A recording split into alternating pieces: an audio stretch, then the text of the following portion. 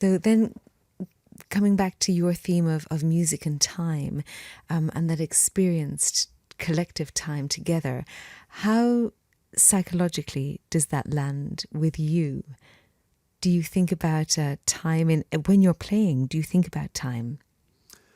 Sometimes I do, because somebody told me you should not play longer than 50 minutes, or you should not play longer than you have to play, or there's a contract saying that you have to play at least 70 minutes.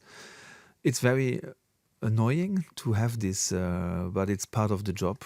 I think your job is the same. You have I'm to ruled watch by the time. time, and I mean, this is a nice format. We have a lot of time. But if you have shorter formats and you have to get everything in, and people start to talk too long and they get lost, and you have to.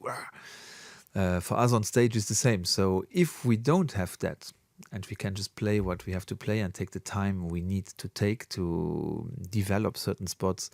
I mean, a lot in what people maybe don't know, in repetitive music, you are often in moments where a pattern is repeating, and you can repeat it 4 times or 8 times or 12 times or 16 times, or sometimes you repeat it as long as you feel like, as you want. If you can just like really let it go, and you don't have the feeling, okay, today we have to do everything the minimum version because we don't have the time, you feel completely liberated. It's a feeling.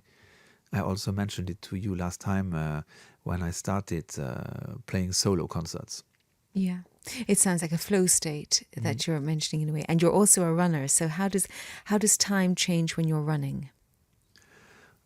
It's again the same thing. Sometimes I know I have to Be back to do interviews and voilà, come to here. do something. So I have 1 hour. Okay, then I'm gonna run a short tour. You have to have. It's so rare that we have open time, that we just can let it go, and as long as we want. Maybe on holidays or on a Sunday. So when I run, I'm also checking time all the time. But I'm lucky to live in the same area where I grew up, and I know every little shortcut and every little extra loop that I could take, and I can really shape my runs perfectly according to my day, to the condition of the day and to the time that I have. But apart from the watch time in your brain, what I mean is what is happening psychologically in your experience of time and these flow states. Runners often talk about flow states, and the same for musicians when you get in, and particularly the type of music that we have been listening to and will continue to a little bit. The repetitive patterns that we've heard, you know, that sends one into a sort of a flow state. Absolutely, and it depends a lot if you are playing like the project that we talked about with Danai, where the scores and the compositions are more or less fixed, or when I play, for example, with my jazz trio, the band called Singular, where I think 95% of what we do is free improvisation, and we are completely free.